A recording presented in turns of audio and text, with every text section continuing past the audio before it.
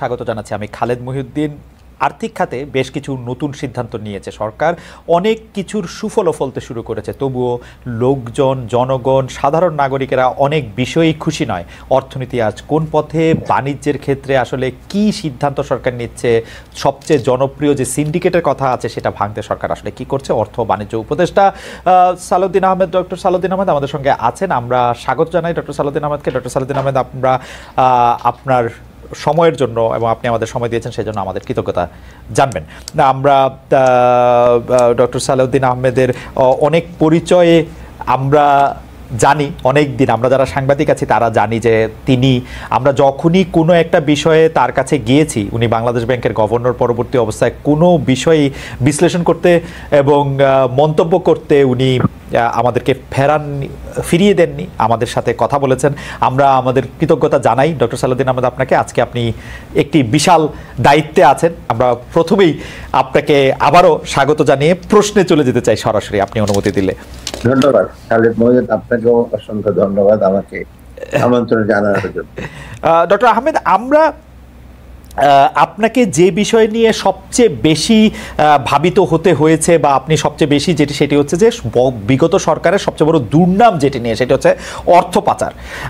আপনি অর্থ পাচার নিয়ে আপনি বলছিলেন যে বিশেষ গোষ্ঠী ও শ্রেণীর জন্য নানা ধরনের পৃষ্ঠপোষকতা এটা হয়েছে। এই সময়ে আসলে মোট কত টাকা পাচার হয়েছে, পাচারকারী কারা কিভাবে করছে, কোথায় করছে, সার্বিক অনুসন্ধান এই মুহূর্তে শুরু হয়েছে কিনা, এটি আমাদের প্রথম প্রশ্ন। দ্বিতীয় প্রশ্ন, যাদেরকে বোঝা গেছে যে তারা আসলে অর্থ পাচার করছে, আপনি বড় বড় কোম্পানিগুলি বলা হচ্ছে যে 6টি পরিবার কয়েক লাখ কোটি টাকা বাংলাদেশ থেকে বিদেশে নিয়ে গেছে, তাদের ক্ষেত্রে সরাসরি দৃষ্টান্তমূলক কোনো কিছু করা হবে কিনা। কেউ কেউ এই প্রস্তাব করছেন তাদের বিদেশে যাওয়া টাকাটা ফিরিয়ে আনার প্রক্রিয়া শুরু করা হোক এবং বাংলাদেশে যে সম্পত্তি বা ইয়েগুলি আছে সেগুলিকে রাষ্ট্রীয় প্রশাসক বসিয়ে বা অন্য কোনোভাবে সেগুলিকে আসলে কি করা যায় সে ব্যাপারে আপনাদের একটু চিন্তা জানতে চাইব ডক্টর সালাউদ্দিন আহমেদ। ধন্যবাদ। অর্থ পাচার বাংলাদেশের জন্য কিন্তু অত্যন্ত একটা মারাত্মক একটা বিষয়।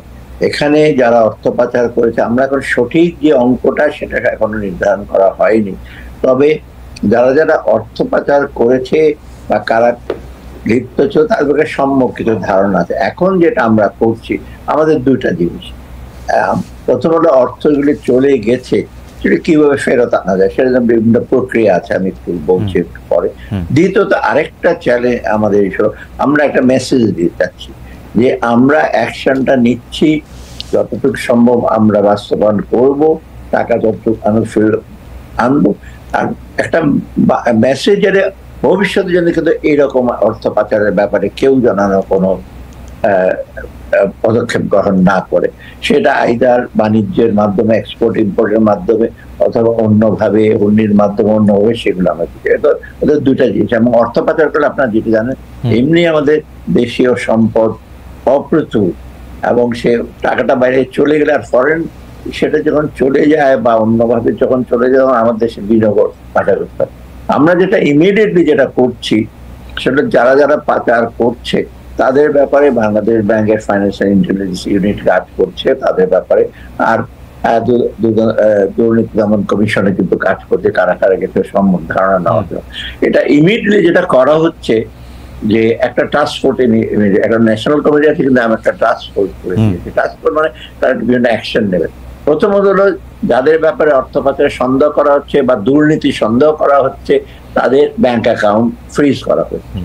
তারা কোন রকম ট্রানজাকশন গুলো ফ্রিজ করা মানে যিনি করেছেন তিনি নয়, তার স্ত্রী, পুত্র, কন্যা, এই ইমিডিয়েট ফ্যামিলি, কিন্তু তাদের ব্যবসা সংক্রান্ত যে অ্যাকাউন্ট গুলো আছে সেগুলোকে ফ্রিজ করা হচ্ছে না। এবং আপনি জানেন যে ব্যবসাগুলো তার চলে, কারণ ব্যবসাটা যদি আমরা ফ্রিজ করি অ্যাকাউন্ট তবে কিন্তু ব্যবসা বন্ধ হয়ে যাবে, অর্থনীতি একটা নেতিবাচক প্রভাব পড়বে, লোকজনের কর্মসংস্থানের সমস্যা হবে।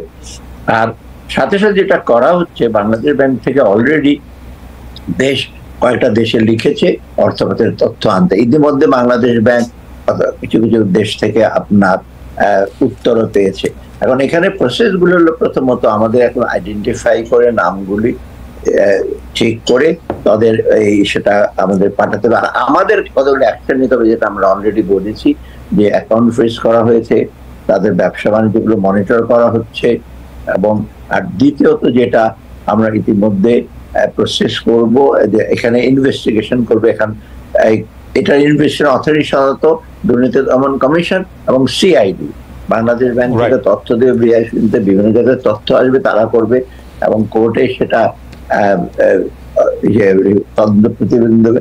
সাথে সাথে অন্য দেশে আনার জন্য যেটা আমরা বলি মিউচুয়াল লিগাল অ্যাসিস্ট্যান্স, MLA, এবং এই জন্য কিন্তু আমাদের টাস্ক ফোর্সে কিন্তু অ্যাটর্নি জেনারেল অফিস থেকে প্রতিনিধি আছে, আপনার পররাষ্ট্র মন্ত্রণালয়ের থেকে প্রতিনিধি আছে, সিআইডি আছে, দুদক আছে, বাংলাদেশ ব্যাংক আছে, এনবিআর থেকে আছে প্রতিনিধি। অর্থাৎ ইতিমধ্যে কিন্তু কাজ শুরু হয়েছে। আর আমাদের কথা বলে বাইল্যাটারাল এগ্রিমেন্ট আছে, যেটা আমরা এগমন্ট গ্রুপ বলে একটা গ্রুপ আছে, যেটা প্রায় 50-এর বেশি সদস্য, বাংলাদেশ সদস্য, সেটাতে বাইরেটার আমি থাকতে কিছুটা করে দিয়ে আসছিলাম, থাইল্যান্ডের সাথে ছিল, নেপালের সাথে ছিল, এবং ভুটান এবং আশেপাশে বাংলাদেশের সাথে ছিল।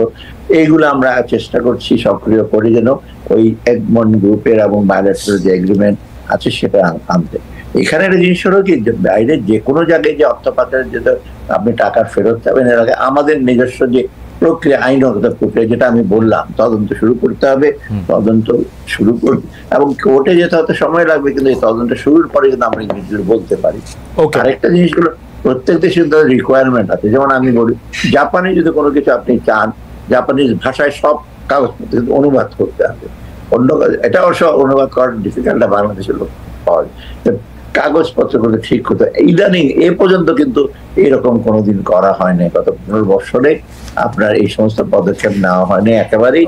আমরা সক্রিয় করেছি। আর একটা জিনিস বলি, এই অর্থ পাচারটা যেটা আমরা স্টোরিং অ্যাসেট রিকভারি, এটার জন্য কিন্তু IMF ও বলছে আমাদেরকে কারিগরি সহায়তা দেবে, ওয়ার্ল্ড ব্যাংকও বলেছে সহায়তা দেবে, এবার ADB-ও বলছে যে কারিগরি সহায়তা। মানে আপনি জানেন ফাইন্যান্সিয়াল ক্রাইম কিন্তু খুব সফিস্টিকেটেড, তার লেয়ারিং করা, চট করে এক জায়গায় চলে যায় না, প্রথম অন্য দেশে যায়, সেখান থেকে আরেক দেশে যায়, আলটিমেট ডেস্টিনেশনে সেফ হেভেন যেটা বলি সেখানে চলে যায়।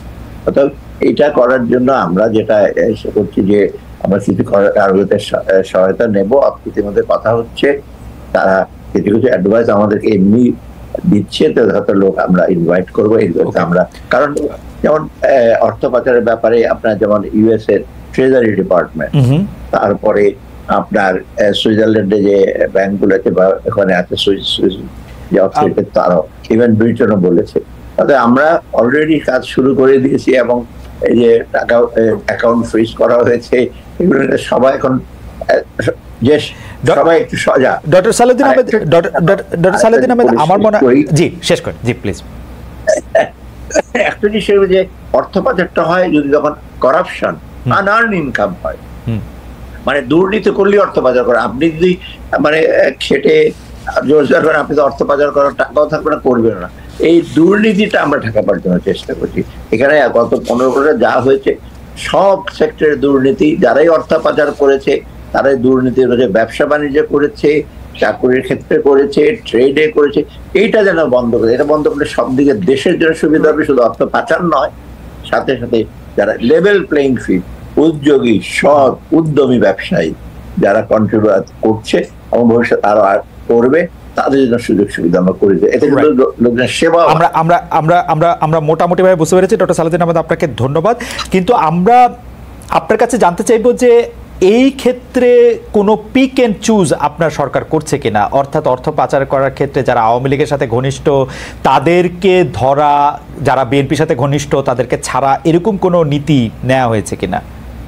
না না, মোটেও না। আমরা কিন্তু পিক এন্ড চুজ করছি না, যে দুর্নীতি করুক। যে এখানে দেখবেন আমরা ইতিমধ্যেই তথ্য যদি তাদেরকে ব্যাংকের অ্যাকাউন্ট ফ্রিজ করে যে আপনি কারো তথ্য জানতে পারবেন, ওখানে কিন্তু বিএনপি, আওয়ামী লীগ ইরেসপেক্টিভ, এবং অনেকে আছে যারা কোনো পার্টি করে না, তাদেরও অ্যাকাউন্ট ফ্রিজ, কারণ তাদের সন্দেহ করা হচ্ছে, তাদের ব্যাংক অ্যাকাউন্ট এখন যাতে করা হচ্ছে। আরেকটা জিনিস আমাদের স্ট্র্যাটেজি একটা, আমরা চেষ্টা করবো কিছু এক্সাম্পলারি, মানে কিছু বড় এক্সাম্পলের প্রশ্নে আমরা একটু আসছি ডক্টর আহমেদ। আমরা কিন্তু যদি আপনি ব্যাংকিং খাতের কথা বলেন, আপনি ব্যাংকিং খাতে শৃঙ্খলা আনার ব্যাপারে গত 10, 15, 20 বছর ধরে যখন থেকে আমরা আপনাকে শুনছি আপনি কিন্তু এতে বলেই যাচ্ছেন, কিন্তু ব্যাংকিং সেক্টরে যখন আপনি ব্যাংকিং পর্ষদে যখন আপনি শৃঙ্খলা ফিরিয়ে আনার কথা বলছেন, তখন ব্যাংকের পর্ষদ ব্যবসায়ী সংগঠনে আগে যারা আওয়ামী লীগের লোকজন ছিল তাদেরকে বাদ দিয়ে এখন দেখা যাচ্ছে যে বিএনপির সাথে ঘনিষ্ঠ, কিন্তু ব্যাংকিং খাতে যাদের দুর্নাম রয়েছে তাদেরকেও আসলে তারা পর্ষদে ফিরে আসছেন। আমি এখানে নাম বলতে চাচ্ছি না, কিন্তু এই অভিযোগ রয়েছে। এটা নিয়ে আপনি আসলে কি বলবেন? মানে একটা আওয়ামী লীগের সেট থেকে আমরা একটা বিএনপির সেট পাচ্ছি কিনা, জামাতের সেট পাচ্ছি কিনা? এটা আপনি যেটা প্রশ্ন করেছেন সেটা রেলিভেন্ট। এটা হয়েছে কি, আমরা চেষ্টা করছি যেটা আমি যেহেতু ব্যাংকের সাথে সংশ্লিষ্ট রাষ্ট্রায়ত্ত ব্যাংকগুলি বলেন, প্রাইভেট ব্যাংকগুলি বলে, সেটা দেখা হচ্ছে যে শব্দ মানে কি কনসিডার বুঝতে পারি। কিছু লোক আসছে তাদের কোনো অভিজ্ঞতা নাই, কিছু লোক আছে লোকাল পলিটিশিয়ান, কিছু ব্যক্তি আসছে তাদের কোনো কিছু পরিচয় নেই, একমাত্র আপনার দলীয়। তো এইগুলো তো আমরা সবগুলো এখন যাচাই বাছাই করে বের করে দেওয়া হচ্ছে। আর কিছু আছে আবার মানে ফিট অ্যান্ড প্রপার টেস্টে আসে, ভালো মানে যোগ্য, কিন্তু তারা করাপশন। মেইনলি হলো গভর্নেন্সটা ব্যাংকগুলোতে যেটা হয়েছে, চেয়ারম্যান থেকে শুরু করে অন্য ডাইরেক্টর সবাই মিলেই কিন্তু এই লোন দেওয়ার ক্ষেত্রে, লোন ডাইভার্ট করার ক্ষেত্রে, অতিরিক্ত লোন দেওয়ার জন্য বা একেবারে কোনো যাতায়াত লোন দেওয়া, তারা কিন্তু বল। অর্থাৎ এই জন্য আমরা যেটা করছি, আমরা চেষ্টা করছি যাদের ট্র্যাক রেকর্ডটা ভালো। তবে এটা হতে পারে যে হয়তো প্রত্যেকে তো রাজনৈতিক মতাদর্শ আছে, কিন্তু একেবারে পিওরলি পলিটিক্যাল ইস্যু নিয়ে যেটা আগের বার দেখেছেন, তারা এসে ব্যাংক বোর্ডে বলতো যে আমরা এত বছর কিছু পাইনি, বিএনপিরা আমরা কিছু পাইনি, কারণ আমাদের কিছু পেতে হবে। সেটা আপনি দেখেছেন অনেক এক্স ছাত্র নেতা, তথাকথিত সাংবাদিক তারা ছিলেন, তাদের এইমটাই ছিল এটা। এবং সাথে সাথে চেয়ারম্যান এবং এরকম এবার হচ্ছে না, বা এরকম করার ক্ষেত্রে এরকম কোনো না। এইখানে আমরা চেষ্টা করছি, আবার যদি হয়ে থাকে ইমিডিয়েটলি আমরা অ্যাকশন নেব, যদি জানতে পারি। হয় কি, আমরা অনেক সময় জানি না যে, আমরা শুনেছি ভালো ব্যাংকার, ভালো আপনার ইকোনমিক, ভালো ব্যবসায়ী, তাদেরকে আমরা আনছি প্রাইভেট ব্যাংকে বলুন, রাষ্ট্রায়ত্ত ব্যাংকে বলুন। তার মধ্যে যদি একেবারে পলিটিক্যাল ম্যান্ডেট নিয়ে ব্যাংকে আসবে, ডাইরেক্টর হবে, সেটা না। আরেকটা জিনিস আমি এনফোর্স করে, আমি গভর্নর থেকে সেটা করেছিলাম, যে আপনি যেই পরিচয় থাক পলিটিক্যাল, কিন্তু বোর্ডে আপনি পলিটিক্স আনবেন না, মানে পলিটিক্স আর রাজনীতি। এখন এর আগে যেটা হয়েছে, সবাই এসে বলতো আমি তো ওই পার্টির, আমি তো ওই সিরাজগঞ্জ থেকে আসছি, আমার ওখানে কিছু না, আমার কিছু টাকা পয়সা করতে হবে, একে লোন দেন। এই পরিচয়টা যেন, যিনি আসবেন ব্যাংকের পরিচালক, উনি অ্যাডভাইস দেবেন, পরামর্শ দেবেন, কিন্তু কোন দল থেকে আসে, কোন পেশার ব্যাপারে বলতে পারে আমি একজন সাংবাদিক, আমি একজন ডাক্তার, আমি একজন কিন্তু ডক্টর আহমেদ, আপনি কি এইটা তো ঠিক, যখন আমি নামই বলি, বিশিষ্ট ব্যবসায়ী আব্দুল আউল মিন্টু যখন একটা ব্যাংকের পরিচালনা পর্ষদে আসেন, ফিরে আসেন, যে ব্যাংকের উদ্যোগের সাথেও তিনি জড়িত ছিলেন, তিনি গত 10, 15, 20 বছর ধরে যে রাজনীতি করেন, এবং রাজনীতির কারণে তিনি যতটা, তো তিনি তো তার রাজনৈতিক পরিচয় ব্যবহার করবেনই, এবং তিনি তো তার রাজনৈতিক জায়গাতেই তিনি আসবেন, সেটাই স্বাভাবিক না? মানে এবং তাকে তো ওই বিবেচনাতেই নিশ্চয়ই এই সরকার এসে আবার এই পদে আসীন করতেছে, তাই না? ব্যবসায়ী পরিচয় তো না। প্রশ্ন করেছেন নাম নিয়ে, আমি বলি, উনি যেভাবে এসছেন, এটা ওনারটা হলো আইএফআইসি ব্যাংকের ব্যাপার। এটা হয়েছে কি, আইএফআইসি ব্যাংকের সরকারি শেয়ার আছে আর প্রাইভেট শেয়ার আছে। এখন ওনার যিনি আগে ছিলেন সালমান রহমান, উনি চলে গেলেন, পালিয়ে গেলেন, তা কিন্তু যিনি এসছেন পরে তার শেয়ার আছে। এখন প্রাইভেট ব্যাংকগুলো যেটা হয়, যেটা গভর্নর রিঅর্গানাইজ করতে চেষ্টা করছে, যে প্রাইভেট ব্যাংকে তো আপনি শেয়ার হোল্ডাররা যদি প্রেজেন্ট থাকে, তাদেরকে আবার হ্যান্ড ওভার করতে হবে। এটাই কিন্তু আসলে ব্যাংকের প্র্যাকটিসে, আপনি চট করে অ্যাডমিনিস্ট্রেটর বসাবেন না। কারণ সেই সাথে শেয়ার হোল্ডাররা, ডিরেক্টররা যারা এক্সিস্টিং, তারা হয়তো তাকে পরিচালক হিসাবে এসে দিয়েছে এবং উনি আসছেন। হ্যাঁ, রাজনৈতিক পরিচয়টা ওনার আছে, বেশ বেশ প্রমিনেন্ট। আমি মনে করি এখানে কিন্তু সেন্ট্রাল ব্যাংক একটা রোল আছে। আমি বলি, আমি যখন 2009 আসার পর সেন্ট্রাল ব্যাংকের রোলটা, যে ব্যাংকগুলোকে মনিটর করা এবং এটা এই যে ডিরেক্টর আতাত করে, সেটা বাংলাদেশ ব্যাংকের যথেষ্ট দুর্বলতা ছিল। বা কারণ আমি থাকতে পারি 3টা ব্যাংকের এমডি কে সরিয়েছি, চেয়ারম্যানদের সরিয়েছি বেশ কয়েকটা ব্যাংকে, কিন্তু তারপরে এই ঘটনা ঘটে নাই। তারপরে সেন্ট্রাল ব্যাংক এখানে বলবো, এখানে সেন্ট্রাল ব্যাংকেরও দুর্বলতা এবং তাদেরও দক্ষতা আছে, কিছুটা দক্ষতার কিছুটা অভাব, আর সাথে সাথে তাদের সদিচ্ছাটা ছিল না। ওরা সব পলিটিক্স নিয়ে রাজনীতিতেই কাজ করে, যারা গভর্নর হয়েছেন উইথ ডিউ রেসপেক্ট, তারা প্রত্যেকে রাজনীতির মধ্যে, এবং ডিরেক্টলি কেউ কেউ তো রাজনীতির কথাই বলতেন, আর কেউ কিছু বলতেন। আমি জানি, নাম বলবো না, কিছু কিছু গভর্নর, আমি তো বোর্ডের সবাইকে বেশিরভাগ চিনি, তারা এখন বলতে, তার বোর্ডে এসে বলতে আমাকে এই নির্দেশ দেওয়া হচ্ছে আপনারা এই জিনিসগুলো মানে আমি করব, কিন্তু বোর্ডের ডাইরেক্টররা বাংলাদেশে যা বলবে এটা করবেন না, আমার সময় তো খুব ওপেনলি বলতে এটা করতে পারবেন না, এটা করা উচিত, বুঝতে পারছি শেষে কোনো না। আচ্ছা, এটা পরিষ্কার। আমরা শুধু আমাদের আসলে অনেকগুলি প্রশ্ন, আমরা চট করে করে এক একটা প্রশ্নের মধ্যে যাই। আপনি দৃষ্টান্তের কথা বলছিলেন, আমাদের দর্শকদের মধ্যে অনেকে জানতে চান, আমাদের রিসার্চ টিম জানতে চান, আমি জানতে চাই যে আসলে যদি আমরা দৃষ্টান্তের কথা বলি, এই সরকারের যিনি প্রধান ছিলেন, অর্থাৎ শেখ হাসিনা, মানে গত সরকারের যিনি প্রধান ছিলেন শেখ হাসিনার দুর্নীতির বিষয়ে, শেখ হাসিনার টাকা পাচারের বিষয়ে, বা শেখ হাসিনার পরিবারের টাকা পাচারের বিষয়ে আপনাদের কাছে কোনো তথ্য আছে কিনা, আপনারা কোনো অনুসন্ধান করতেছেন কিনা? না, এটা তথ্য আছে, কিছু বিআইপিতে আছে, ব্যাংকে আছে, বিভিন্ন ব্যাংকে যাতায়াত আছে, এবং সেই তথ্যটা শুধু আপনি দেখেন ব্যাংক অ্যাকাউন্টে, বাংলাদেশের ব্যাংক অ্যাকাউন্টে টাকা হয়তো খুঁজে পাওয়া যাবে, কিন্তু কোথায় গেছি সেটার প্রচেষ্টা চলছে। আমরা জানি যে কিছু কিছু দেশে গেছে। আর একটা জিনিস হচ্ছে, কিছু কিছু বিগ মেগা প্রজেক্ট, বড় বড় প্রজেক্টের মাধ্যমে কিন্তু বাংলাদেশে প্রচুর দুর্নীতি হচ্ছে।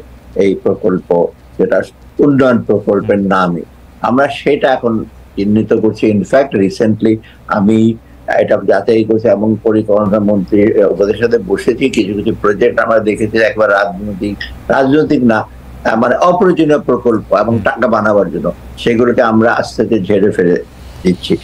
অনেকটা ইমপ্লিমেন্ট হয়ে গেছে অনেক দূর, অতএব সেখানে কিন্তু আমরা টের পাচ্ছি যে কোথায় কোথায় হয়েছে এবং কোন মেগা প্রজেক্ট কত টাকা হয়েছে, সেগুলো অলরেডি কিছু তথ্য আছে।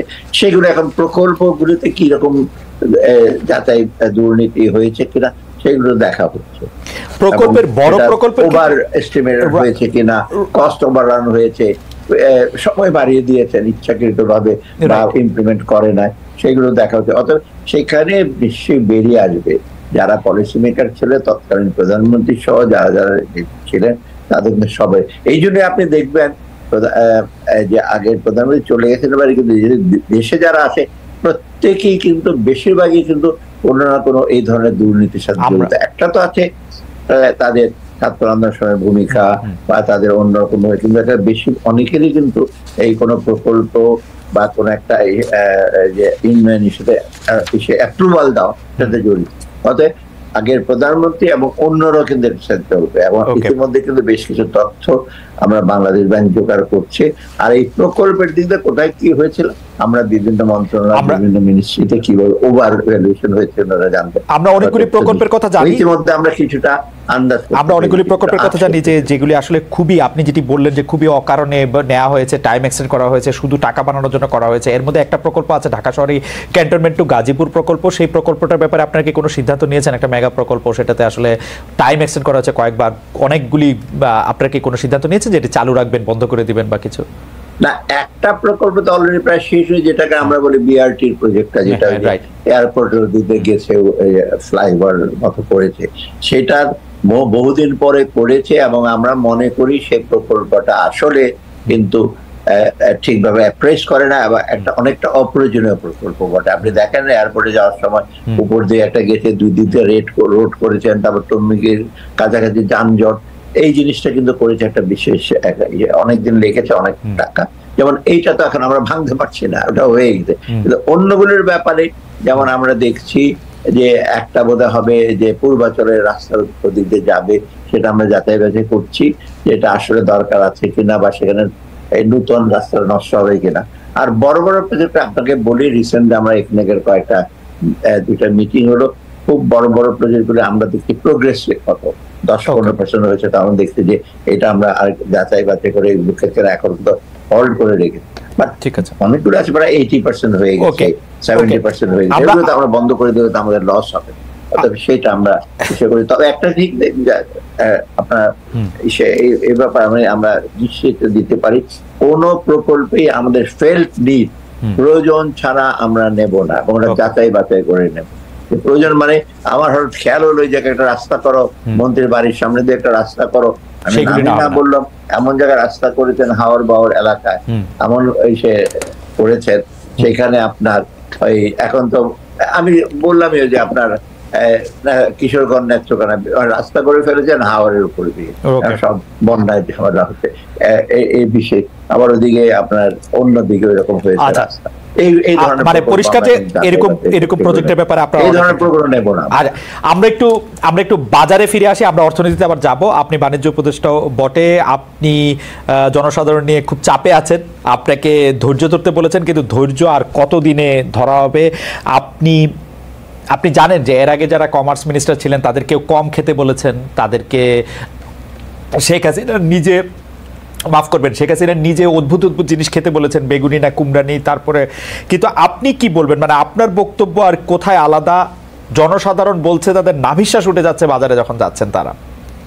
আপনি আমি স্বীকার করছি, আমি কিন্তু কোনোদিন বলি নাই যে লোকজনের কষ্ট হচ্ছে না। আমি কালকে কারণের বাজারে গেছি, আজকে আবার আমরা একটা বিশেষ আয়োজনে আমরা কতগুলো সেন্টারে, প্রায় 21টা সেন্টার ঢাকাতে আমরা ভেজিটেবল তারপর এবং ইভেন ডিম এগুলো বিতরণ করছি। আমাদের স্ট্যান্ডটা হলো লোকজনের দাম বিশ্বাস করছে, সেটা অস্বীকার করছে না একেবারে। তবে আমাদের বলছি দেখেন এই মূল্যস্ফীতিটা বিশেষ দামগুলো অনেকগুলো কমপ্লেক্স ফ্যাক্টর। প্রথমে উৎপাদন দিকটা দেখবেন, আরেকটা বিপণন। উৎপাদন দিকটা মোটামুটি আমাদের ভালো ছিল, মাঝখানে একটা জিনিস হয়েছে, একটা বিশাল একটা বন্যা হলো, যেখানে কোনোদিন বন্যা হয় না। এই যে যেমন কুমিল্লা, নোয়াখালী, তারপরে আপনার বিভিন্ন এলাকায় অনেকগুলো খামার, মানে মাংস খামার নষ্ট হয়ে এটা যেতে না যেতে আবার বৃষ্টি শুরু হলো। অর্থাৎ প্রাকৃতিক দুর্যোগ কিন্তু অনেক শর্টেজ হয়ে গেছে, সেটা একটা।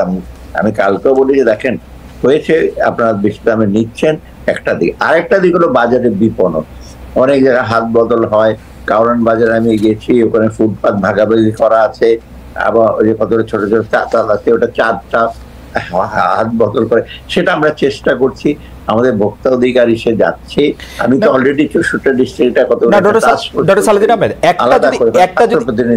একটা যদি সরাসরি প্রশ্ন এরকম করে করি, আওয়ামী লীগের আমলে ঠিক এই সময়ে গত বছরেরটা যদি আমরা একটা ভিত্তি হিসাবে ধরি, যে 2023-এর এই সময় এসে সেপ্টেম্বর অক্টোবর মাসে কি জিনিসপত্রের দাম এরকম ছিল?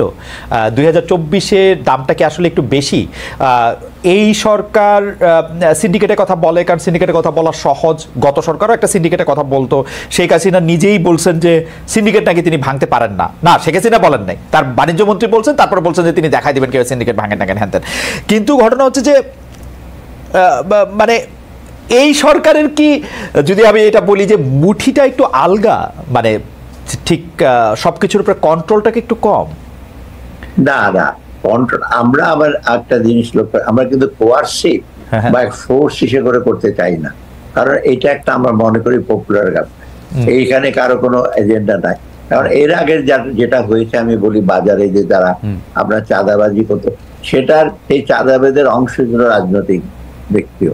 অতএব তখন একেবারে এইরকম 10, 9.5, 10 কিন্তু প্রায় 1 বছর যাবতীয় কিন্তু যখন আগের পরিকল্পনা মন্ত্রী ছিলেন উনি যখন বলতেন, প্রায় বলতেন যে না এটা সবই, আবার একবার উনিও বলেছেন কচুরিপানা মতো জিনিসের দরকার হলে খেতে হবে, এগুলো বলেছিলেন। যাই হোক, আবার উন্নত হয়েছে যে হ্যামবার্গার বানা, ওইটা দিয়ে কাঁঠাল দিয়ে এটা সে।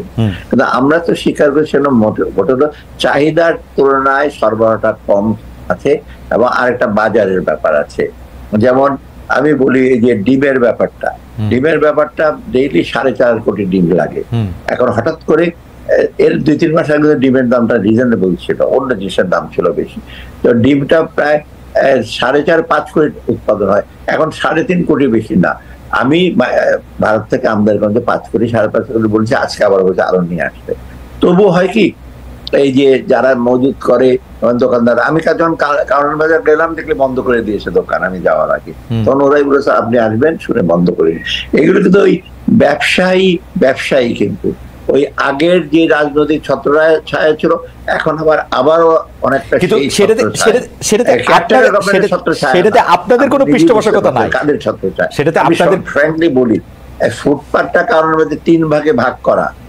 একটা হলো আগের রাজনৈতিক দলের এখন প্রেজেন্ট যারা খুব প্রমিনেন্ট, আরেকটা ইন্ডিপেন্ডেন্ট ওই লোকাল লোকে আগের রাজনৈতিক দলের প্রভাব রয়েছে এখনো। এটা ভাঙাবার জন্য আমরা যেটা চেষ্টা করছি, আমি আজকেও বসেছি বড় গ্রুপের সাথে, টিকে গ্রুপ আছে আপনি জানেন, সিটি গ্রুপ আছে, যারা আনে তারা বলে স্যার আমরা আনি বড় বড় বাল্ক, কিন্তু ওই সিন্ডিকেটটা তো যেটা ইসে করে তারা মেইনলি করে আবার পাইকারি, এবং ইভেন মুদি দোকানেও ওরা 3 টাকা, আমি কারণ এক দোকানে 4 টাকা ডিফারেন্স ডালের, আরেক দোকানে 2 টাকা, নানা রকম এক্সকিউজ, আর আমি আগে কিনেছি বেশি দামের পরে। এই জিনিসটা একটু বোঝার জন্য এটা খুবই ইন্টারেস্টিং। মানে কি আপনি বাজারে কিন্তু দাম ফিক্স করে ইস্যু করতে পারেন না, বাজারের মেইন মেকানিজমটা হলো আপনি চাহিদা থাকলে এটা ইস্যু করবেন। ডক্টর আহমেদ, এটা কিন্তু খুব ইন্টারেস্টিং। আপনি বলছেন যে কারণ বাজারে যে বাজার সিন্ডিকেটটা সেটা এখনো 3 ভাগে বিভক্ত, মানে আগের রাজনৈতিক দল, মানে আগের সরকারে, মানে আমি যদি বলি আওয়ামী লীগ সরকারের যারা ছিল তারা 3 ভাগের 1 ভাগ আছে, নতুন এখন বিএনপি জামাতে 3 ভাগের 1 ভাগ আছে, আবার নতুন লোকাল কিছু আছে। এদের 3 জনের মানে সমন্বয়ে এই সিন্ডিকেটটা প্রচলিত হচ্ছে এখন কিছুটা, কারণ যখন টাকা ভাগাভাগি টাকার ব্যাপার আছে তখন অনেকটা তাদের জন্য হলো উইন উইন গেম, মানে আমরা 3 জনে উইন করছি, তুমি হয়তো কম পাবে। আমি আরেকটা এক্সাম্পল বলি আপনাকে, আমি অর্থ মন্ত্রণালয়ের ব্যাপারে অবশ্যই বসে বাণিজ্য থেকে সময় বেশি যায়, যদিও অর্থ মন্ত্রণালয় বড়। এখানে আমি কিছুদিন আগে বসেছি যে ডিলার যারা আছে, ধরেন ওই যে আপনার ওএমএস এর ডিলার বা যে টিসিবির ডিলাররা যারা আমরা দিচ্ছি, ডিলাররা এখন কিছুদিন যাবত যখন এটা আমরা আসলাম যখন, তখন ডিলাররা সব উধাও হয়ে গেল, কারণ বেশিরভাগই ওই সরকারে। আমি তখন জিজ্ঞেস করলাম যে এখন যে ডিলার নতুন নিয়োগ দেবেন, দিচ্ছেন না কেন? তখন আমাদেরকে বলা হলো স্যার নতুন যারা নিয়োগ দেবেন তারাও কিন্তু ওই আপনি কোন জায়গায় ফেরেশতা টাইপের লোক পাবেন না। তো ধরেন পঞ্চগড়ে বা ধরেন আপনি আপনার এই যে গাইবান্ধার একটা জেলা থানা, আপনি ওই আরেকটা লোক আসবে, সেও কিন্তু ওই প্র্যাকটিস এসে করবে। আমি তখন বললাম ডিসিদের একটা ইনস্ট্রাকশন দাও যে লোকাল কিছু ভালো ভালো লোকজন ডিসিরা এসে তারা করার পরে স্যার ডিসিরা যাদের আনবে তারা ব্যবসা করতে পারবে না, সোজা করতে আরো লোক পাওয়া যাবে, তারা করতে পারবে না ব্যবসা। তারপরে ব্যবসা করতে হাত বদল হয়েছে, ব্যবসা এক জায়গা থেকে আরেক হাত বদল হচ্ছে। ব্যবসা করতে এই হাত বদলটার জন্য কিন্তু পলিটিক্যাল পার্টিদের রোলটা আছে। আমরা বলেছি তাদেরকে, আমি তো ডিরেক্টলি বলিনি, যারা আলোচনা করছে যে আপনার একটু রেসপন্সিভ হন, আপনার লোকজনকে বলেন। আমি অনেক জায়গায় ফিডব্যাক পাচ্ছি, স্যার ওরা আওয়ামী লীগ চলে গেছে, আমার দোকানটা তো নিয়ে নিছে আরেকজন। তবে এইগুলি তো আপনার একটা খুব কম রেটে খুব নেক্সাস হয়েছে। আমি স্বীকার করি যে এটা ভাঙা দরকার। এই প্রচলিত চাঁদাবাজিটা আমার কাছে একটা ডিটেল স্টাডি আছে। মহাস্থানগড় বিরাট, আপনি জানেন তাই না, বগুড়া বিরাট একটা, সেখানে কত জায়গায় কত টাকা লাগে। বেগুন 15 টাকার বেগুন কেন টাকা 50 টাকা ভাগ করা আছে কোন জায়গায় না। ডক্টর সালেদিন আহমেদ, একটা জিনিস একটু বোঝার জন্য, আপনি মহাসানহাটের কথা বলছিলেন, আপনি কারণ বাজারের কথা বলছিলেন, ব্যবসায়ীরা যদি সেই সিন্ডিকেটটা, সেই চাঁদাবাজিটা, সেইটা যদি কইরেই যাইতে পারে, মানে frankly don't take it otherwise, আমাদের সরকার তেলে ঠিক রাষ্ট্রের কাঠামোর মধ্যে যে সরকারটা থাকে তাদের কাজটা আসলে কি, মানে তারা আসলে কি করে? না, রাষ্ট্রের ডেফিনেট কাজ এটাও। এখন হয়েছে কি, এটা করতে হলে কি আপনি কিন্তু চট করে, যেমন অনেকে আমাকে বলছে যে ভোক্তা অধিকার দিকে বন্ধ করে দেয় না কেন বা জেলে নিয়ে যায় না কেন। যদি বন্ধ করে তখন করে ওই দোকান তো একেবারে বন্ধ থাকবে। আর কারণ কি, যে কোনো জিনিসই পাইকার কাছ থেকে আনার জন্য কিন্তু একটা রেপোর্ট লাগে, সে জানে কোথেকে আনবে, সাপ্লাইটা কোথেকে আসবে, ইভেন ভেজিটেবলের ব্যাপারে। আমি যা করে বন্ধ করে দেই তখন তো আপনি একেবারে তখন জিরো, তখন তো আরো ডিজাস্টার্স হবে। এটা ঠিক, আমরা তো সেই অ্যাপ্রোচে না গিয়ে আমরা, তবে definitely will take a hard stand. এই যে আমি গিয়ে বুঝতে পারছি যে ওরা ইচ্ছা করে বন্ধ করে। আজকে আমি দেখলাম পত্র সত্য জানি না, আন্ডারগ্রাউন্ড গুদামে কয়েক লক্ষ ডিম আছে। এর আগে কিছুদিন আগে গতবার হয়েছিল, আপনি জানেন সয়াবিন অয়েল দেখেছিল বেসমেন্টে কয়েক হাজার বোতল, ওদের সয়াবিন অয়েলের দাম বেড়ে গেছিল। এগুলো যে নাই তা না, এগুলো আছে। সেটা ভাঙতে হলে কঠিন, যারা করেছে তাকে হয়তো খুব শাস্তি দিতে হবে, অথবা যেটা আমরা করতে পারবো হার্ড, যে কারণ বাজে যারা যারা করে সোজা হাত শুধু এইভাবে হবে না। মেকানিজমটা কিভাবে আসে অনেক রাত্রেবেলা আসে তো, কারণ আমি বলেছি ভোক্তা অধিকার ইসেকে এমন কমার্সিয়াল তোমরা শেষ রাতে গিয়ে একটু লক্ষ্য করো কিভাবে মেকানিজমটা, ওকে, কারণ আসে কিন্তু শেষ রাতে।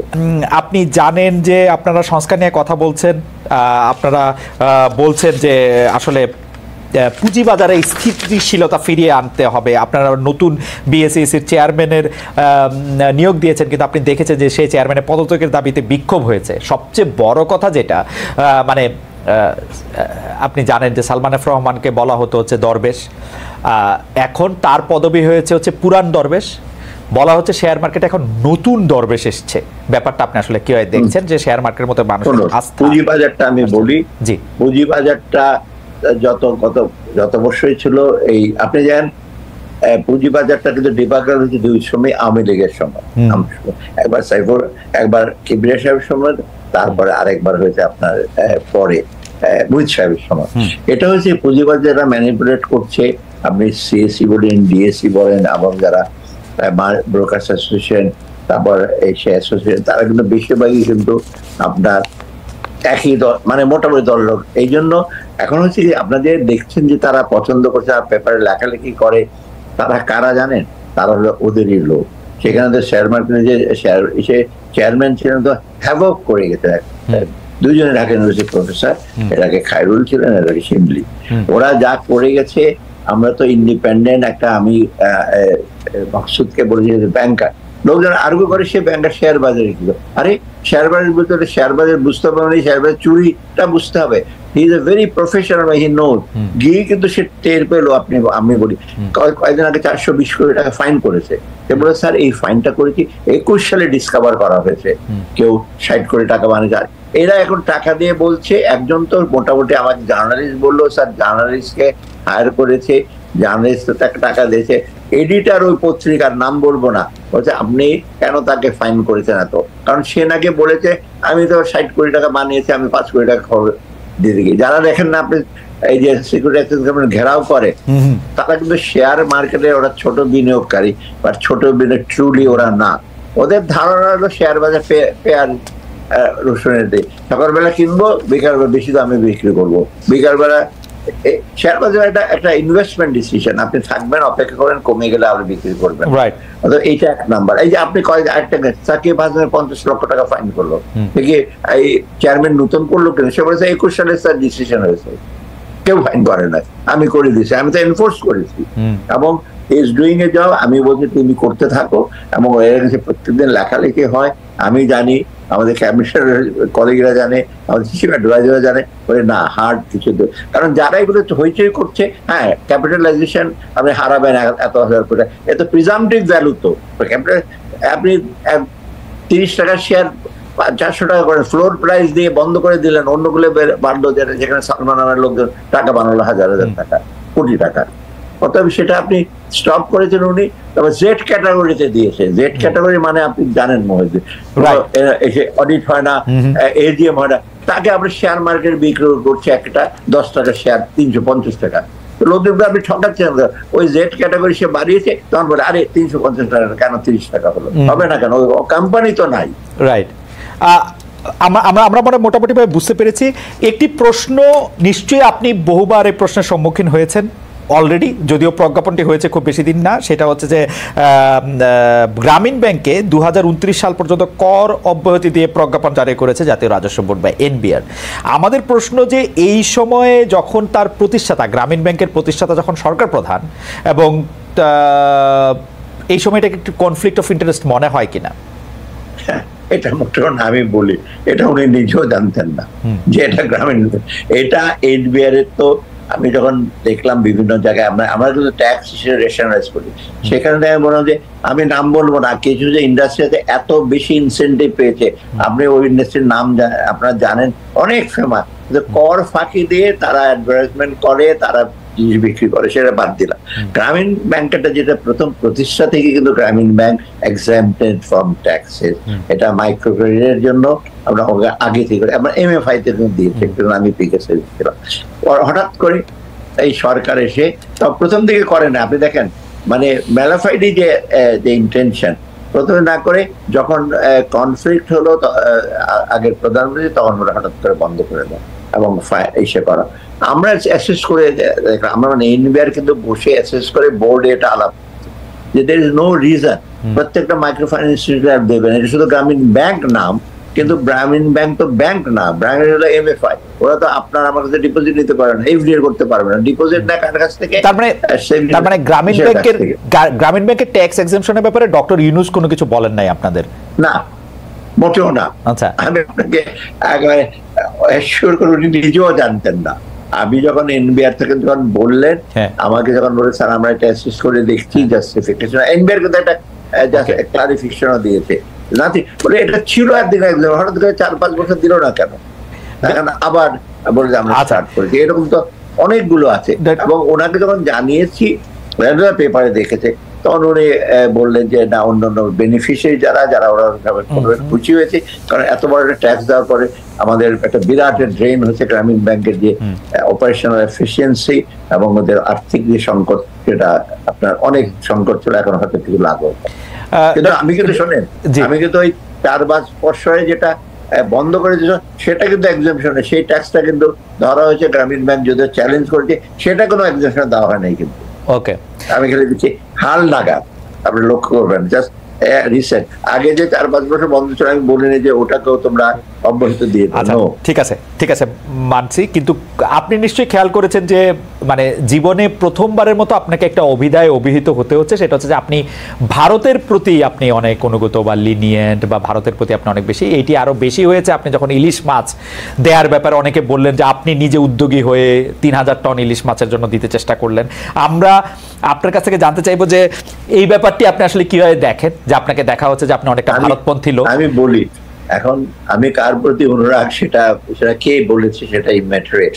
আমি বলি, তখন ইলিশ মাছটা দেওয়ার আমাদের কাছে রিকোয়েস্ট আসছে, প্রথম রিকোয়েস্ট আসছে বাংলাদেশ এমবেসি, ওরা দিল্লিতে দিয়েছে, আমাদের হাই কমিশন দিয়েছে, ফরেন মিনিস্ট্রিতে রিকোয়েস্ট আসছে, এবং ফরেন মিনিস্ট্রি থেকে আমাদেরকে একটা রিকোয়েস্ট, হয়তো ওরা শর্ট একটা রিকোয়েস্ট পেয়েছে যে ওরা ইলিশ মাছ যেন পুজোর সময় আমরা রপ্তানি করি, কারণ পূজা চলে আসছি আর ইলিশ বন্ধর সময় চলে আসবে। তখন আমি মতো আমি বললাম যে না, এটা দিতে হবে, এবং এটা বাণিজ্য মন্ত্রণালয় আমরা অ্যাসেস করে বললাম যে স্যার আমরা প্রত্যেক বছর দিই, গত বছর 4000 মেট্রিক টন দিয়েছে, গেছে 1800 টন, কারণ এটা কিন্তু স্পেসিফিক এবং এটা বিনা পয়সা দেওয়া হয় না, $1.20 করে পড়ে। অতএব এইভাবে আমি 3000 টন দিয়েছি, এবং সেটা আমি হিসাব করে দেখলাম 5,30,000 মেট্রিক টন একটা সিজনে আহরণ হয়, এটার 0.5%ও না। এখন এইটাতে যদি মনে করেন যে দেশের ইলিশের দাম বেড়ে গেল, লোকজন ইলিশ খেতে পারবে না, এটা মোটেও ঠিক না। আর এখানে আরেকটা জিনিস আছে, ওরা বিনা পয়সা নিচ্ছে না। দ্বিতীয়ত হলো, ওরা এই পূজা পার্বণে ইলিশ মাছটা ওদের বিশ্ব ওয়েস্ট বেঙ্গলে ওদের একটা ফেভারিট জিনিস। আপনি এটা আমার নেইবার একটা দেশ, ওরা কি করে, ওরা নেগেটিভ অ্যাটিটিউড নেই, ওরা আমাদের ব্যাপারটা এরকম যে ধরেন ইলিশ মাছ দেওয়ার জন্য শুধু না, ভারতের সাথে অর্থনৈতিক বা কূটনৈতিকভাবে এক ধরনের নতজানু অবস্থানের পরিচয় দিচ্ছে গত সরকার, শেখ হাসিনা সরকার, সেইটা আমরা অনেকবার শুনেছি। সেটার সাথে মিলিয়ে এটা বলা কিনা, মানে না, এটা দেখেন, আমরা তো ওরকম করি নেই, করার আমাদের ইস্যু নাই। যে প্রজেক্ট গুলো হয়েছে 3-4, আমি নাম বলবো না, 3-4টা কম্পোনেন্ট আছে, তার মধ্যে একটাতে বিদেশিরা বলছে আমরা করবো, সেখানে ভারতকে দেওয়া হয়েছে ওই কন্ট্রাক্ট, ওটা হলো নতজান। আর ইলিশ মাছ আমি তৈরি হবে, ইলিশ মাছ তো আমি তো অন্য থাইল্যান্ডে তো পাঠাচ্ছি না, অন্য জায়গায় তো পাঠাচ্ছি না, এক্সপোর্ট করছি না আমরা, তাও সাময়িক। কিন্তু এখন মাত্র গেছে আজকে পর্যন্ত আমার কাছে খবর কথা ছিল যে আমরা 850 মেট্রিক টন, হয়তো 1200-1300 বেশি যাবে না, এখন তো বন্ধই হয়ে গেল। অতএব আমি এটা নিয়ে হইচই করি, ঠিক এটা আমি ফ্র্যাঙ্কলি বলি। অনেকে ভাবে যে আমাদের নতজানু, এটা যদি মনে করেন নতজানু, এটা মোটেও না। একটা নেইবারলি এসে আপনার মায়ানমারের সাথে আমাদের এসে রোহিঙ্গা চলে এসে আমাদের এই বন্ধ হয়েছে ওদের ট্রেড, মোটেও না। ইন্ডিয়ার চায়না এত বৈরী সম্পর্ক, সেটি আপনি ঠিকই বলেছেন। তাহলে আমাদেরকে চট করে দুটি ব্যাপারে কথা বলতে হচ্ছে, যে আমরা ওই সরকারকে শুনেছিলাম যে ওই সরকারের আমলে কোনো প্রাইভেট কোম্পানিতে যদি ইন্ডিয়ান কোনো লোককে নিয়োগ দেওয়া হতো তাহলে তারা বিশেষ ধরনের বেশ কিছু সুবিধা পেত। এরকমটা এখন চলে কিনা? 26 লাখ ভারতীয়দের কাজ করার কথা আমরা বাংলাদেশে শুনেছি, তারা কি এখনো কাজ করছে কিনা, তারা সঠিকভাবে টাকা দিচ্ছে কিনা, আপনার কাছে এটা নিয়ে কোনো তথ্য আছে কিনা? ভারতের সাথে অর্থনৈতিক ক্ষেত্রে বা সামরিক ক্ষেত্রে আগের সরকার কি কি গোপন চুক্তি করেছিল সেগুলি আমাদের এখন সামনে আনা হবে কিনা? না, সেইগুলো একটু বিশেষ করে আমি প্রকল্পের ব্যাপারগুলো বলি। প্রকল্প আমরা যাচাই বাছাই করছি কোনটা কোনটা এসছে, কোন হিসেবে আসছে, এবং নতুন করে নেওয়ার আগে যেগুলো হয়ে গেছে ওদের প্রকল্পগুলো অনেক দূর এগিয়ে গেছে, সেগুলো আমরা ইস্যু করতে পারবো না, এটার প্রতি। আর দ্বিতীয়ত যেটা বলবো যে নতুন করে ওদের কাছ থেকে আনা, আমরা চিন্তা ভাবনা যে ইদানিং আপনারা দেখেছেন আমাদের তো ডাইভার্সিটি মালয়েশিয়ান প্রাইম মিনিস্টার যিনি আসছেন, I was one of the negotiator. আমি অনেকগুলো ট্রেডিং ফিল্ড বলেছি, উনি রাজি হয়েছেন বলে এটা এক্সপ্লোর করবো, প্রাইভেট সেক্টরের লোক পাঠান। অর্থাৎ এখন ভারতের দিক থেকে একেবারে ডিপেন্ডেন্ট আমরা সেটা না, আমরা কিছু ন্যাচারাল জিনিস করতে। আরেকটা জিনিস আপনারা লক্ষ্য করবেন, যে প্রকল্পের ব্যাপারে আমি উদাহরণ দেব না স্পেসিফিক, কয়েকদিন আমরা কয়েকটা প্রজেক্ট অ্যাপ্রুভ করেছি, সেখানে কিন্তু অনেকগুলো পার্টি ছিল, পার্শ্ববর্তী দেশ ছিল। আমরা অনেক চিন্তা ভাবনা করে আমরা একটা বড় প্রজেক্ট দিয়েছি কোরিয়ানদের, আর একটা বড় প্রজেক্ট জাপানিজদের। আমাদের কনসিডারেশন ছিল কোয়ালিটি অফ ওয়ার্ক গুড। আর জাপানিজরা, কোরিয়ানরা, বিশেষ করে জাপানিজরা, ওদের কন্ট্রাক্টররা ঘুষ দিয়ে কাজ নেবে, এটা ওরা অ্যালাউ করে না।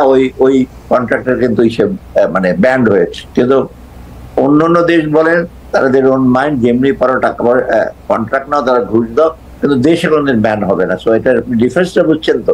যারা যারা এখানে আসবে প্রাইভেট ইনভেস্টর, তারা যদি বাংলাদেশ করাপশন করে, those will be taken as corruption in their own country. ওকে,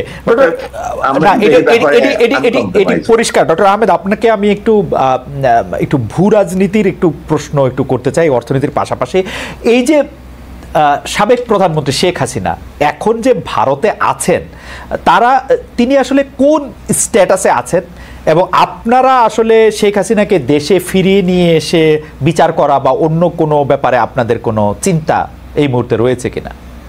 না, চিন্তা নিশ্চয়ই আছে। আপনি দেখবেন তো সবসময় এখানে পররাষ্ট্র উপদেষ্টা বলছেনই আমরা দেশে আসার জন্য আমরা অনুরোধ করবো, হয়তো ফর্মালি আবার করবে, কারণ এটা কিন্তু বলা হচ্ছে যে উনি এখানকার বিচারের সম্মুখীন হতে হবে। এটা হলো সবচেয়ে বড় কারণ। আর সেকেন্ড হলো, এখন আপনি জানেন যে জাতিসংঘের ইস্যুতে আপনার ইনভেস্টিগেশন একটা ইস্যু আসছে, টিম আসছে, আর এখানে কিন্তু তদন্ত কমিশন করা হচ্ছে। ওরা ইমিডিয়েটলি কাজ শুরু করবে, করে স্পেসিফিক কিছু চার্জের স্পেসিফিক ক্ষেত্রে চিহ্নিত করে আগের প্রধানমন্ত্রী হোক অন্য মন্ত্রী উঠছে, তখন কিন্তু ফর্মালি তারা রিকোয়েস্ট করবে এটা সিদ্ধান্ত। কারণ ভারতের সাথে কিন্তু আমাদের বন্দি বিনিময় চুক্তিও আছে, কিন্তু এখানে কথা হলো ইন্ডিয়ার বা পার্শ্ববর্তী দেশেও তো সদিচ্ছা দেখাতে হবে। কারণ একজনের ব্যাপারে যদি কেউ কোনো ক্রাইম করে থাকে তার নিজের দেশে, আপনার কাছে কি মনে হয় শেখ হাসিনা সরকার প্রধান থাকা অবস্থায় তাকে কোর্ট করিয়ে ইন্ডিয়াকে যা দিয়েছি তা তো কখনো ভুলতে পারবে না, সেই কারণে কি তিনি বিশেষ খাতির বা বিশেষ সুবিধা পাচ্ছেন ক্ষমতা থেকে যাওয়ার পরও? কিছুটা তো বটেই, কারণ এখানে ভারতের আসলে যেটা আমরা এক্সপেক্ট করি, ভারত হবে মানে পিপল টু পিপল ফ্রেন্ডলি, কোনো পার্টিকুলার সরকারের না। আমরা আগে থেকে আমি নিজেও বলেছি যে কোনো সরকারের প্রতি কোনো পার্টিকুলার সরকার মানে government, not the state, government সাথে কোনো একটা স্টেটের ইস্যু থাকা চলবে না। এটা মানুষের প্রতি, দেশের প্রতি।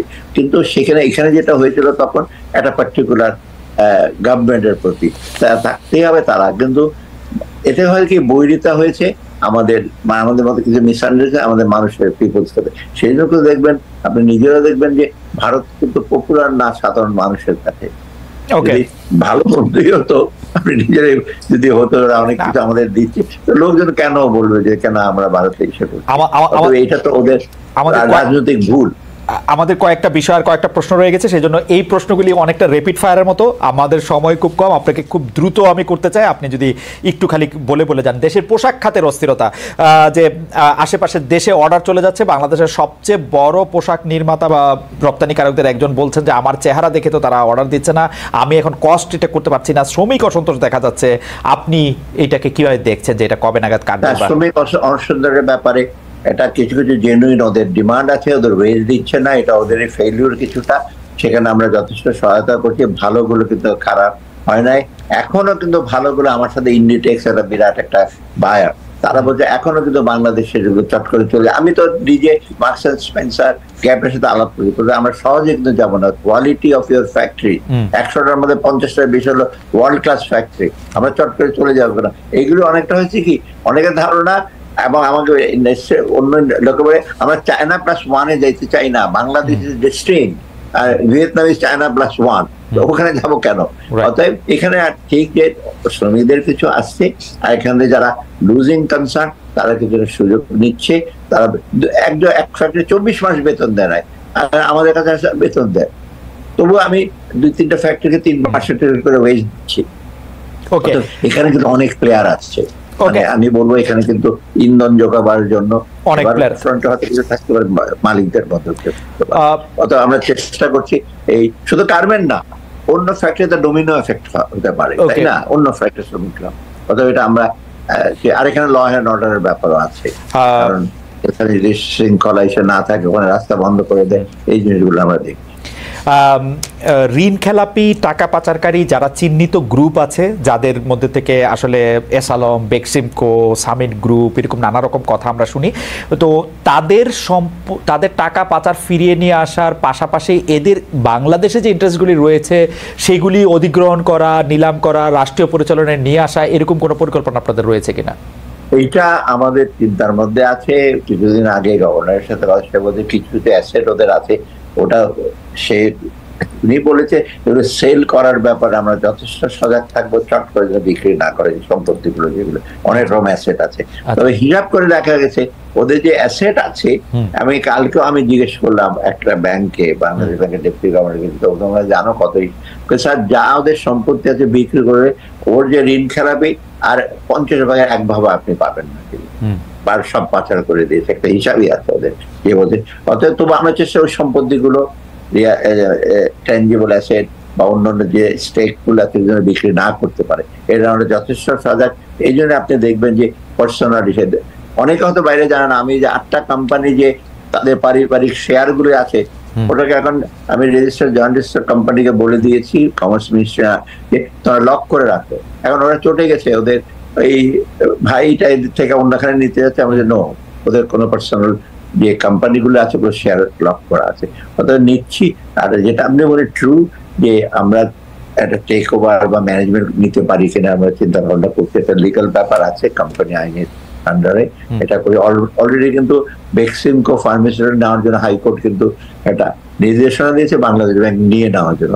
বাংলাদেশ নিয়ে নেওয়ার জন্য রেডি ছিল, তারা সে রিসিভার নিয়োগ করবে, তা ম্যানেজ করবে প্রফেশনালকে দিয়ে, সেটা আবার রিড করে দেয়। তো আমি আজকে আমরা বলেছি যে অ্যাটর্নি জেনারেল অফিসকে যে আপনার রিডটাকে সলভ করার ব্যবস্থা করেন তাড়াতাড়ি লিগাল ওয়েতে, সেটা আমরা নিতে, এবং এটা একটা এক্সাম্পল।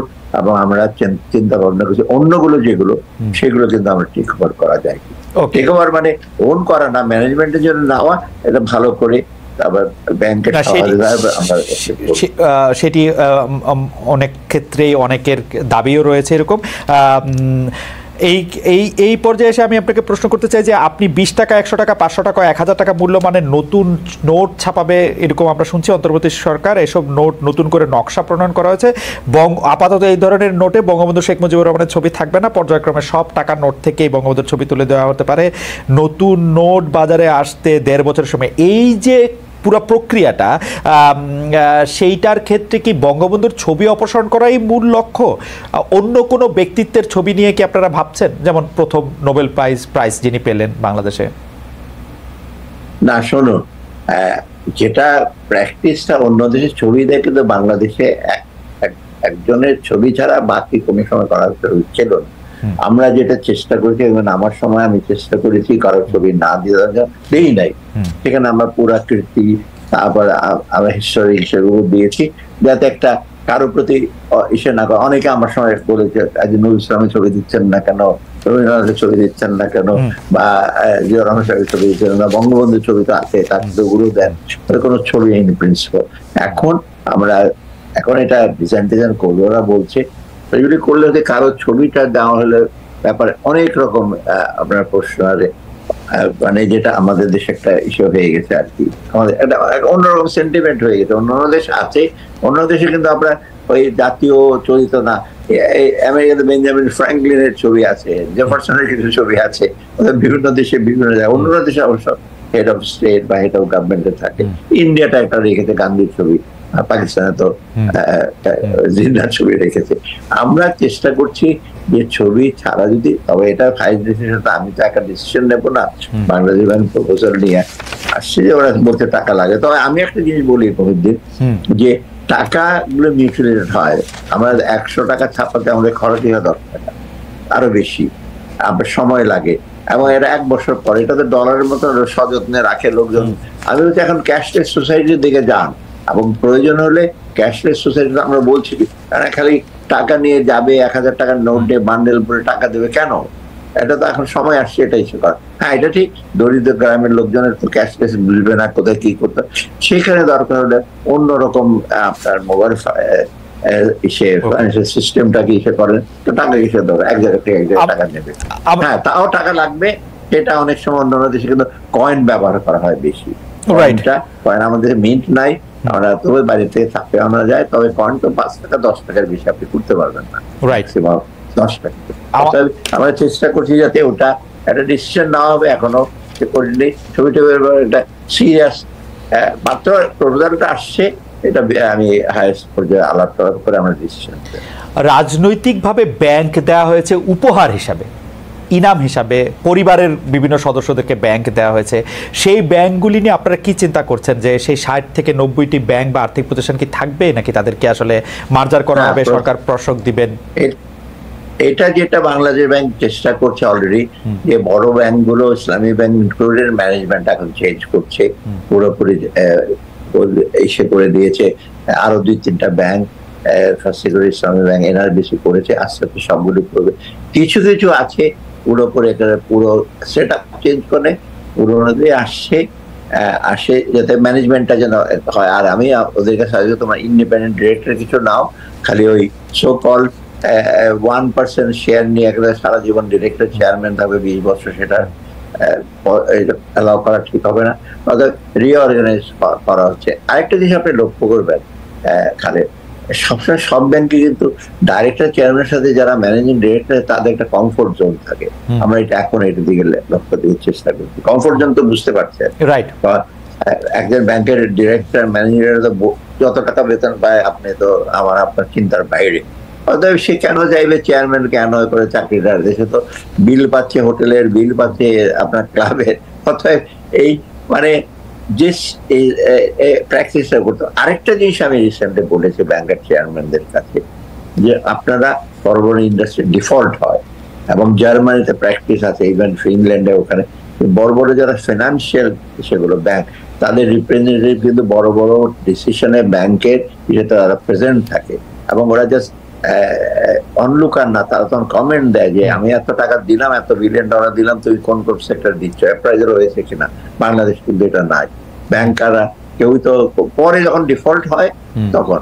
আর এই কমফোর্ট জোনের জন্য কিন্তু বেশিরভাগই মানে যেটা বলি আমি, বেশিরভাগ তাই হয়েছে। ব্যাংকারদের তো কিছুটা রেসপন্সিবিলিটি আছে যেটা ওরা পালন করেনি। ডক্টর আহমেদ, আপনার কাছে কি মনে হয়, বাংলাদেশের অর্থনীতির যে সাইজ এবং বাংলাদেশের ব্যাংকগুলি যেভাবে করছে, আসলে বাংলাদেশে কতগুলি তফসিলি ব্যাংক থাকা দরকার, বা থাকলে ভালো হতো? আমি সরাসরি বলি, এটা কোনো প্রয়োজনই ছিল না। আপনি দেখেছেন আমার সময় একটা ব্যাংকও দেওয়া হয় নাই, একটা ফাইন্যান্সিয়াল ইনস্টিটিউশনও দেওয়া হয় নাই। তখনই আমি ভেবেছিলাম, আপনাকে বলি ফ্র্যাঙ্কলি, তখনই আমি ভেবেছিলাম কিছু ব্যাংকে মার্জ করা হোক। আমি কিন্তু 2008-এ মার্জার এন্ড অ্যাকুইজিশন একটা এসে ড্রাফট দিয়ে আসছি বাংলাদেশের ব্যাংকে, কিন্তু সারপ্রাইজিংলি এটাকে উল্টিও দেখে নাই, রিভাইজ। হঠাৎ করে কিছুদিন আগে ওনাদের খেয়াল হলো মার্জার অ্যাকুইজিশন করে, তাও ডিকটেটে, আদেশ করে হয়, আপনি জোর করে কাউকে মার্জ করতে পারবেন? অতএব দেখেন, এই যে ব্যাংকটা কনসলিডেট করা, আমি বহু আগে এক্সাম্পল দিই, আমার সময় আমি তো 3টা সরকারি ছিলাম, সবাই তো একই কথা বলতো, ব্যাংক দাও, এই দাও, সেই দাও। আমি বলতাম যে জাস্টিফিকেশন নাই, আমাকে বোঝান কেন। আমি এক্সাম্পল দিই, ইন্ডিয়ারটা আপনি পার্শ্ববর্তী দেশে দেখেন, কয়টা ব্যাংক আছে, এত বিশাল ইকোনমি, ওদের বড় কয়েকটা কেন্দ্রীয় ব্যাংক ছাড়া স্টেট ব্যাংক অফ ইন্ডিয়া আর যে আইসিআইসিআই ব্যাংকটা, বাকি তো regional bank, bank of Baroda, bank of আপনার এসে, ওরা কিন্তু একটা আমাদের বিশাল ব্যাংক, কিন্তু ওরা রিজিওনাল ব্যাংক এবং ওটা একটু ডিসেন্ট্রালাইজ করে, আবার এতগুলো তো না। আরেকটা জিনিস দেখবেন, ব্যাংক যারা ওন করে শেয়ার হোল্ডাররা, ওরা কিন্তু কোনো ইন্ডিয়ান কোনো বোর্ডে আপনি দেখবেন না। আপনি টাটা, বিড়লা অথবা গোদরেজের লোকজনকে দেখছেন ব্যাংকের ডিরেক্টর চেয়ারম্যানের বসে আছে? নো, ওরা তাদের ইন্ডাস্ট্রি নিয়ে ব্যস্ত। ব্যাংক চালায় প্রফেশনালরা, ব্যাংক চালাইছে। এখানে দেখবেন ডিরেক্টর, ওই ইন্ডাস্ট্রির মালিক, চেয়ারম্যান, তার ফলে কোনো চেক এন্ড ব্যালেন্স নাই। একটা জোক বাংলাদেশে ব্যাংক পাড়ায় খুব প্রচলিত ছিল যে আমি তো এই ব্যাংক থেকে লোন নিয়ে আরেকটা ব্যাংক করে ফেলবো, মানে this should B a joke. কিন্তু এইটা অনেকে এটা বলতো যে হ্যাঁ এটা হইতেও পারে, মানে এরকম একটা অবস্থা তখন ছিল যে মানে মানে মানে কি বলা যায় যে নিশ্চয়ই আমরা সেই অবস্থার মধ্যে আর যাবো না। তবে আমি আপনাকে একটা প্রশ্ন করতে চাই, আপনার একটা দায়িত্ব নেওয়ার কয়েকদিনের মধ্যে আপনার একটা বক্তব্য খুব আলোচিত হয়েছিল, সেখানে আপনি বলেছিলেন লোনের টাকা পরিশোধ করতে পারবো না, অতটা অবস্থা খারাপ না। দায়িত্বের 2 মাস পরে এসে পরিস্থিতি কি মনে হচ্ছে, আওয়ামী লীগ আসলে অর্থনীতি কেমন রেখে গেছে? খুব কেমন রেখে গেছেন এটা আমি টের পাচ্ছি, বাংলাদেশ ব্যাংকের গভর্নর টের পাচ্ছি, এবং বিভিন্ন ব্যাংকের চেয়ারম্যানরা ওরা টের পাচ্ছে, ওনাদের সাথে কথা যে অবস্থা করেছে, মানে এটা মানে অকল্পনীয় ব্যাপার। এখন যেটা আমার একটা প্রথম দিক দিয়ে আমি বলেছি, যখন ডোনাররা আসে, আমি হচ্ছে আমাদের লোন কমিটমেন্ট যেটা সেটা আমরা হিসাব করবো, আমরা অনার করবো ডেফিনেটলি। কি উদ্দেশ্যে এনেছে, কেন এনেছে সেটা তো পরের ব্যাপার। যেগুলো আমরা এনেছে, যেগুলো আমরা তবে ডেট সাস্টেনেবিলিটি যেটা যথেষ্ট গুরুত্ব দিচ্ছি, কারণ আপনি জানেন ওটা যদি আমরা ঠিক স্পষ্টভাবে রিএফর্ম না করি আগের লোনগুলো, যেমন এখন আমি IMF কে বলছি আরো $3 বিলিয়ন দিয়ে, তখন ওরা বলে তোমার সাস্টেনেবিলিটি হিসেবে দেখো। আমরা কিন্তু ডিফল্ট হতে হয়নি, কোনোদিন হবো না। আপনি দেখেন আমরা যে অনবরত যে লোন গুলো যে আমরা শোধ করে দিয়ে যাচ্ছি, আমাদের একটু ইচ্ছা হচ্ছে, কষ্ট হচ্ছে যে রিজার্ভ কম, ইদানিং ইসে বাড়াতে আপনার কি জানি বলে রেমিটেন্স বাড়াতে আর ইম্পোর্টটা কমাতে আমরা কিন্তু কিছুটা অলরেডি কিন্তু বাংলাদেশ ব্যাংক মানে আমাদের সাথে প্রায় $1 বিলিয়ন মানে আউটস্ট্যান্ডিং সে শোধ করে দিয়েছে। আপনি আশ্চর্য হবেন, একটা কুয়েতে একটা সার কোম্পানি $135 মিলিয়ন পেত, এই গত সরকার দেয়নি। পেট্রোলিয়াম পেত প্রায় $250 মিলিয়ন। আমি শোধ করে করে কয়েকদিন আগে আমার কৃষি এগুলি দেয় নাই কেন, মানে এগুলি দেয় নাই কেন, না দেওয়া ওর লাভ হচ্ছে কি? ওই গত সরকারকে এই টাকাগুলিও পাচার করতে চেয়েছে বা পাচার করেছে, এইটা মানে কমিটমেন্ট দেয় নাই। যেমন আপনি দেখেন না, একটা এক্সাম্পল, আদানি $500 মিলিয়ন হিসেবে বলেছে, সে আদানি যে কোনো কারণে বেশি দামে কন্ট্রাক্ট করেছে, সেটা অন্য ব্যাপার, ওখানে এসে হয়েছে। কিন্তু সে তো এখন বলছে $500 মিলিয়ন তোমাদের কাছে পাই, আমি এখন আমরা বলছি $500 মিলিয়ন একবারে তোমাকে কি করে দেবো, না তো বলবো না, আমরা দেখবো। অর্থাৎ হ্যাঁ দেয় না, এই টাকাগুলো নিয়ে কি করেছে, সেটা পাচার করেছে, বা দেশে অনেক বিরাট বিরাট বাড়ি গাড়ি অনেক করেছে। আপনি এখন আমরা তো দেখি কার বাড়ি কি কোথায় কই কোন অজপাড়া গায়ে বিরাট 10 কোটি টাকা দিয়ে বাড়ি করেছে। কেন ইমাজিন করে আমরা চিন্তা করতে পারি? আমার সেটাই মানে যথেচ্ছাচার করেছে। আমরা দেখেছি যে ছোট রাজনৈতিক নেতারাও আসলে প্রচুর পরিমাণে টাকা পয়সা মালিক হয়েছে। মন্ত্রী এমপিদের কথা, তাদের 100 গুণ সম্পদ বেড়েছে। কেউ কেউ বলেছেন মাছ ধরে ধরে তারা প্রচুর টাকা রোজগার করেছেন। মানে আমরা নির্বাচনী হলফনামায় আমরা এটা পড়েছি যে প্রচুর। সেটা তো মনে হয় একটা অ্যানাদার ওয়ে অফ কনসিলিং। আপনি মাছ আর এসে মুরগির এত হিসাব টিসাব পাবেন না, তখন বলেছে আমার টাকা আমি মাছ দিয়ে করছি। এটা হলো আপনার যে ফাইন্যান্সিয়াল স্টেটমেন্ট বা ইনকাম ট্যাক্সের যে ফাইলটা ওরা হিসাব করে, এটা হলো চালাকি। এটা তো আমরা তো টের পেয়েছি তখনই। মাছ গাছ আমাদের একদম সময় শেষ। ডক্টর আহমেদ, আমরা একটা শেষ প্রশ্ন আপনাকে করতে চাই, যেটার সাথে আসলে অর্থনীতির সম্পর্ক নাই, কিন্তু আপনারা কবে নির্বাচন দেবেন এই ব্যাপারে আপনাদের কোনো চিন্তা আছে কিনা? একটি জাতীয় নির্বাচন দিয়ে আপনারা কবে একটি নিয়মিত গণতান্ত্রিক সরকার বা গণতান্ত্রিক রূপ আপনারা আনবেন? এটা কোনো টাইম লাইনে দেখা যায়? আমি বলি, আমি আমাদের যে স্ট্যান্ড, যেটা আমি মনে করি এটা আমরা কিন্তু we have not assume power, we have taken some responsibility. আমাদের দায়িত্ব নিয়েছে কিছু। দায়িত্বটা কি? আমরা ইমিডিয়েটলি কিছু সংস্কার করবো ব্যাংকিং সেক্টরে, আমার রেভিনিউ সেক্টরে আছে, এক্সপোর্ট ইম্পোর্টের, পাওয়ার সেক্টরে ঝামেলা আছে, এইগুলো আমরা উইদিন এটা শর্ট টার্মের মধ্যে কিছুটা রিফর্ম করবো, অলরেডি শুরু করেছি। কিছু কিছু আছে মিড টার্ম, আপনার অন্য যেগুলো সময় লাগবে, লং টার্ম আছে। তো আমাদের জন্য ইমিডিয়েট কিছু রিফর্ম আমরা, যেটা অর্থনৈতিক ক্ষেত্রে বলেন, তারপর ট্রেড সেক্টরে বলেন, ব্যাংকিং সেক্টরে বলেন, আর হয়তো রাজনৈতিক ব্যাপারে রাজনীতির সাথে আলাপ করে কিছুটা আমরা চেষ্টা করতে হবে। সেই রিফর্মটা হয়তো রাজনীতিকরাই এসে করবে। অর্থাৎ আমাদের কিন্তু লম্বা সময়ের জন্য না। তবে আমার ঠিক না যে ওই যে বলে 3 মাসে যে চলে যান 6 মাসে, নো, আমার তো মনে হয় না 3 মাসের মধ্যে আমি কিভাবে 3 মাসে পারবেন না, আমরা ইনডেফিনিট না। তবে we are committed, definitely election দেবে, কিন্তু ইলেকশন আগে কতগুলো লেভেল প্লেইং ফিল্ড করতে হবে এবং কতগুলো অবজেক্টিভ কন্ডিশন তৈরি করতে হবে। ইলেকশন আপনি এখন কি বলে দেন, 3 বছর নামও নাই, 3 বছর এনআইডি, হ্যাঁ ডক্টর আহমেদ 3 বছর নাম ভুল, সেই বেচারা তো ভোটও দিতে পারবে না। গিয়ে আপনি কিভাবে আপনি বলেন দিয়ে দেন, অনেকে বলছে দিয়ে দেন, তারাও তো একটু ভাবছে যে দিয়ে দিলে তাড়াতাড়ি পাওয়ারটা নিয়ে নেই। We don't want to continue that. তো ডক্টর আহমেদ আমরা শুধু জানতে চাই যে 3 বছর লাগবে কিনা। আপনি এটা কঠিন প্রশ্ন করলেন। আমরা শিওর করি যে আমরা চেষ্টা করবো যত তাড়াতাড়ি। আমরা 3 বছর, আপনি যে প্রশ্ন করেছেন সেটা মহাকালের হিসেবে 3 বছরও অনেক বড় সময় না, মানে না, তবুও আমরা যেটা আপনার বললাম, আমরা শর্ট আর মিডিয়াম, শর্ট টার্ম গুলো আমরা মেজার গুলো নিয়ে মিড টার্ম গুলো হয়তো আমরা শুরু করে দিয়ে যেতে পারবো, লং টার্ম গুলো ওরা আমরা করবে। অর্থাৎ আপনি সেটা বুঝবেন যে আমাদের খুব বেশি সময় একবার আবার কম সময় পারবো না। মিড টার্ম কিছু কিছু যাতে আমরা শুরু না করি, যেমন ট্যাক্স রিফর্মে আমি ট্যাক্স পলিসি, ট্যাক্স আলাদা করব, এখন তো একই জায়গায় সব, এটা করতে তো সময় লাগবে, তাই না? এই রিফর্ম, এনবিআর এর রিফর্মটা লাগবে, এনার্জি সেক্টর রিফর্মটা লাগবে, তারপর আমাদের যে অল্টারনেটিভ এনার্জি আনা, এগুলো তো কিছু তো শুরু করতে, কিছু তো করেন না, খালি ইম্পোর্ট করেছে এনার্জিতে আর গ্যাস পুড়িয়েছে। গণতান্ত্রিক সরকারের জন্য কোনো কাজ রাখবেন না ডক্টর আহমেদ?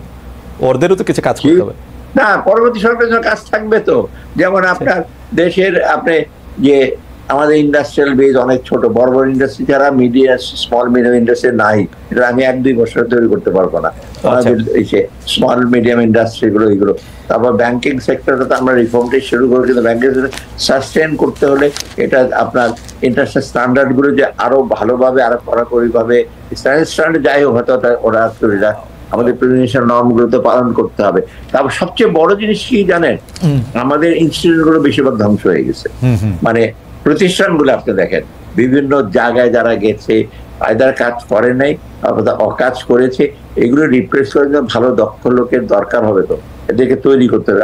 আমাদের এডুকেশন এবং স্কিল ডেভেলপমেন্ট সেক্টরটা ডেভেলপ করতে হবে ভালো করে, তাই না? খালি প্রাইমারি স্কুলে এডুকেশন 100% যায়, কিন্তু কিছুই শেখে না, বা ইউনিভার্সিটি বাইরে কিছুই জানে না, এগুলো তো সময় সাপেক্ষ ব্যাপার, এগুলো তারা করবে না। ডক্টর সালাউদ্দিন আহমেদ, আপনাকে অনেক ধন্যবাদ। আপনার অনেকগুলি প্রশ্নের জবাব মাননীয় অর্থ বাণিজ্য উপদেষ্টা দিয়েছেন।